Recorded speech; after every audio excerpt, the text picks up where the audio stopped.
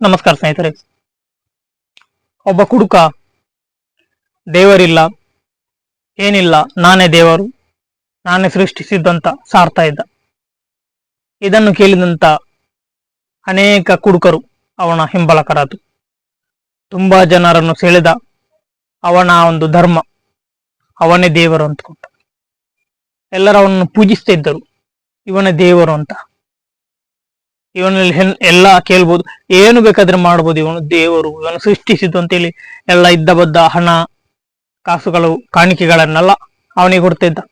ಅವನಿದ್ದರಿಂದಲೇ ಜೀವನ ಜೀವಿಸ್ತಾ ಇರುವಂತ ಸಂದರ್ಭದಲ್ಲಿ ಒಂದು ದಿನ ಹಲಸಿನ ಮರದಡಿ ಕೂತು ಬೋಧನೆ ಕೊಡ್ತಾ ಇದ್ದ ಕುಡುಕ ಬಾಕಿ ಅವನ ಹಿಂಬಳಕ ಕುಡುಕರಿಗೆ. ಎಲ್ಲರೂ ಅದನ್ನು ಕೇಳಿ ಸಂತೋಷ ಪಡ್ತಾ ಇದ್ರು. ಈ ಸಂದರ್ಭದಲ್ಲಿ ಒಂದು ಹಲಸಿನ ಹಣ್ಣು ಬಂದು ಅವನ ತಲೆಗೆ ಬಿದ್ದು ಬಿಟ್ಟಿತು. ಸ್ಪಾಟ್ ಆಗಿ ಅವನು ಸತ್ತು ಹೋದ. ಚಾಲನೆ ಇಲ್ಲದಾಯ್ತು. ಉಳಿದ ಕುಡುಕರೆಲ್ಲರ ಗಾಬರಿ ಆದ್ರು. ಏನಾಯ್ತು ಏನಾಯ್ತು, ಸತ್ತು ಹೋದ, ನಮ್ಮ ದೇವರು ಸತ್ತು ಹೋದ್ರು, ಇನ್ನು ನಮಗೆ ದೇವರಿಲ್ಲ, ಭಯಪಟ್ರು. ಅಲ್ಲಿಂದೆಲ್ಲ ಕಾಲ್ಕಿತ್ತು. ಎಲ್ಲ ಅವನ ಹಿಂಬಳಕರೆಲ್ಲ ಚದರಿ ಹೋದ್ರು.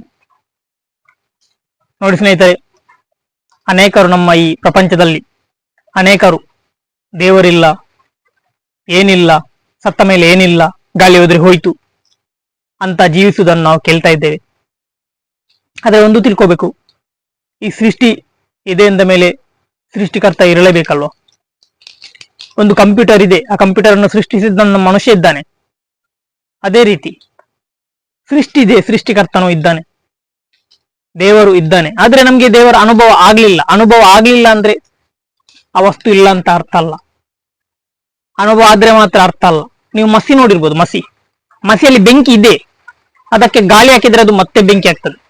ಗಾಳಿ ಹಾಕದಿದ್ರೆ ಅದರಲ್ಲಿ ಬೆಂಕಿ ಇಲ್ಲ ಅಂತ ಹೇಳಿ ಏನು ಪ್ರಯೋಜನ ಇಲ್ಲ. ಯಾಕಂದ್ರೆ ಅದರಲ್ಲಿ ಬೆಂಕಿ ಇದೆ, ಗಾಳಿ ಹಾಕಿದ್ರೆ ಮಾತ್ರ ಗೊತ್ತು. ಅದಕ್ಕೋಸ್ಕರ ನಾವು ಅನುಭವಿಸಲಿಕ್ಕೆ, ದೇವರನ್ನು ಅನುಭವಿಸಿದ್ರೆ ಮಾತ್ರ ದೇವರಿದ್ದಾನೆ ಅಂತ ಗೊತ್ತು. ಅದಕ್ಕೆ ಜ್ಞಾನ ಬೇಕು.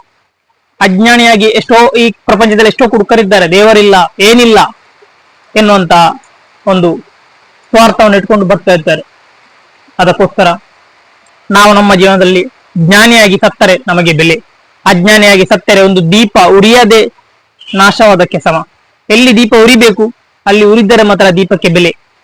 ಅದೇ ರೀತಿ ನಮ್ಮಲ್ಲಿರುವಂತಹ ಜ್ಞಾನ, ನಾವು ಜ್ಞಾನಿಗಳಾಗಿ ಬದುಕಿ ಸತ್ತರೆ ನಮಗೆ ಅಲ್ಲಿ ಬೆಲೆ ಇರುವುದು. ಅಜ್ಞಾನಿಯಾಗಿ ಸತ್ತು ಹೋದರೆ ಆ ಕುಡುಕಂತರ ಹಲಸಿನಕಾಯಿ ಬಿದ್ದೋಯ್ತು, ಸತ್ತು ಹೋದ, ಅಲ್ಲಿಗೆ ಮುಗಿಯಿತು.